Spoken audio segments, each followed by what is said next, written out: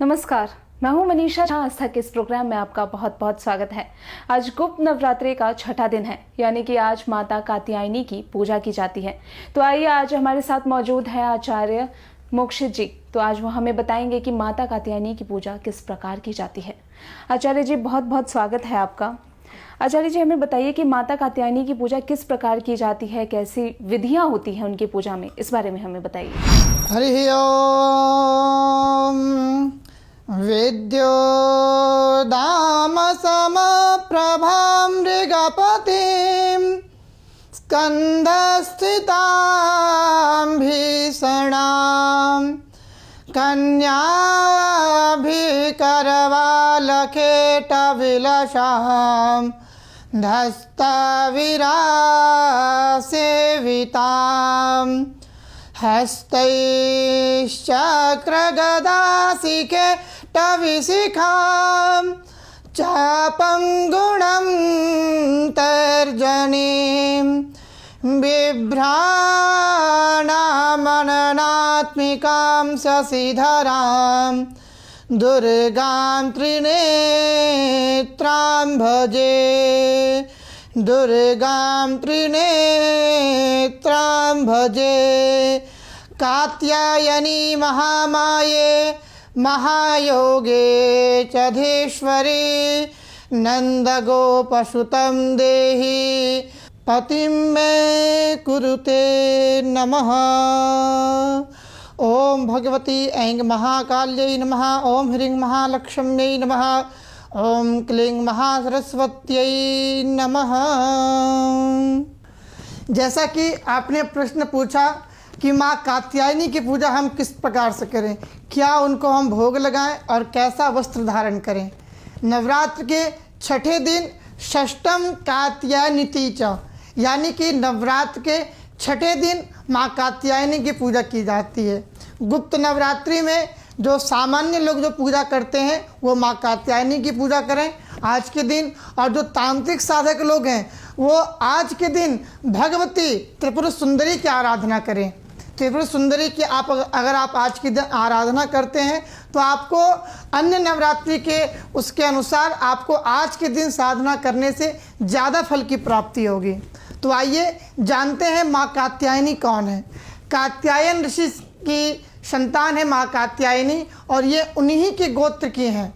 माँ कात्यायनी की पूजा विशेषतः जिन कुंवारी कन्याओं का विवाह नहीं हो पा रहा है, या आपके विवाह में बहुत प्रकार की दिक्कतें आती हैं, क्योंकि बहुत बार हमें ऐसा सुनने को मिलता है कि बहुत सारे लोग मेरे से कहते हैं कि गुरुजी हमारा सब कुछ बात बन गया था, लेकिन अंत समय में जाकर के सब कुछ खराब हो गया।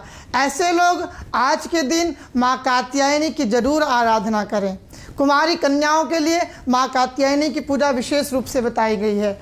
आप आज के दिन प्रातःकालीन उठ करके आप आज के दिन संध्योपासन करने के तत्पश्चात आप माँ भगवती की षोडशोपचार से पूजन करें। आप उस दिन स्वयं लाल रंग के वस्त्र धारण करें और उस दिन माँ को भी लाल रंग के वस्त्र अर्पण करें। माँ को उस दिन भोग में लाल रंग की मिठाइयाँ अर्पण करें, अनार अर्पण करें, तो माँ उससे अपने भक्तों के ऊपर जल्दी प्रसन्न हो जाती हैं। आप उस दिन माँ भगवती का पूजन करने के तत्पश्चात जिन कन्याओं को विवाह में दिक्कतें आ रही हैं उनके लिए मैं एक छोटा सा मंत्र बता रहा हूँ। आप उस मंत्र को लिखें और आप मेरा विश्वास रखें और माँ भगवती का विश्वास रख करके आप उस मंत्र का जाप करें। आप निश्चित रूप से आप देखिएगा 41 दिन के अंदर आपका विवाह शीघ्रातिशीघ्र संपन्न हो जाएगा। आप मेरा विश्वास रखें, अगर आप मेरे इस बताए हुए मंत्र का अगर आप जाप स्वयं करते हैं तो 41 दिन के अंदर आपका विवाह शीघ्रातिशीघ्र संपन्न हो जाएगा। अगर आप इसका स्तोत्र का पाठ, इस मंत्र का जाप अगर आप स्वयं कर सकते हैं तो भी उत्तम है, अन्यथा आप किसी वैदिक ब्राह्मणों से इसकी 7 दिन का अनुष्ठान होता है और उसमें सपाद लक्ष्य यानी कि 1.25 लाख इस मंत्र का जाप होता है। अगर आप भी इस मंत्र का जाप ब्राह्मणों से करवाते हैं 1.25 लाख, तो निश्चित रूप से आपका विवाह शीघ्रातिशीघ्र संपन्न हो जाएगा। मंत्र ओम कात्यायनी महामाये महायोगे चधीश्वरी नंद गोपसुतम देवी पति में कुरुते नमः। इस मंत्र का आप आज के दिन जितना अधिक से अधिक हो सके निरंतर जाप करें और आप देखेंगे कि आपके जीवन में किस प्रकार से शीघ्रातिशीघ्र माँ भगवती की कृपा की प्राप्ति होगी। आचार्य जी, कुंवारी कन्या के लिए जो मंत्र आपने बताया है, तो उस मंत्र का जो समय है, उचित समय, उसके बारे में बताएं कि कब करना चाहिए, दिन में, और कितने दिनों तक इसका उच्चारण करना चाहिए, जप करना चाहिए। देखिए, मंत्र का जाप आप अगर प्रातःकालीन करते हैं ब्रह्म मुहूर्त में, ब्रह्म मुहूर्त हमारे यहाँ बताया गया है कि 3 बजे से लेकर के 5 बजे तक ब्रह्म मुहूर्त रहता है। ब्रह्म मुहूर्त में अगर आप इसका जाप करते हैं तो आपको शीघ्रातिशीघ्र फल की प्राप्ति होगी। और दूसरा, आप इस मंत्र का जाप पूरे नवरात्र करें। अगर आप नवरात्र में नहीं कर पाते हैं तो आप शुक्ल पक्ष की 9वीं तिथि से लेकर के आप इसका पाठ 41 दिनों तक इसका अगर आप निरंतर जाप करते हैं तो आपको निश्चित रूप से आपको मनवांछित फल की प्राप्ति होगी। इस मंत्र को कब उठाना चाहिए, कब इसका अनुष्ठान करना चाहिए? जैसा कि मैंने बताया, अगर आप इसका मंत्र का जाप अगर नवरात्रि में करते हैं तो बहुत ही उत्तम है। अन्यथा अगर आप किसी और दिन कर रहे हैं तो शुक्ल पक्ष के 9वीं तिथि से आप इस मंत्र का आप प्रारंभ करें और जब तक 41 दिनों तक आप इसका निरंतर जाप करें। आचार्य जी, इस व्रत को केवल कुंवारी कन्या ही कर सकती है, विवाहित स्त्रियां भी कर सकती हैं, और किस कामना के साथ वो कर सकती हैं? ऐसा कहीं नहीं लिखा है कि इस व्रत को सिर्फ कुंवारी कन्या ही कर सकती हैं। इस व्रत को कोई भी स्त्री या कोई भी कन्या कर सकती है।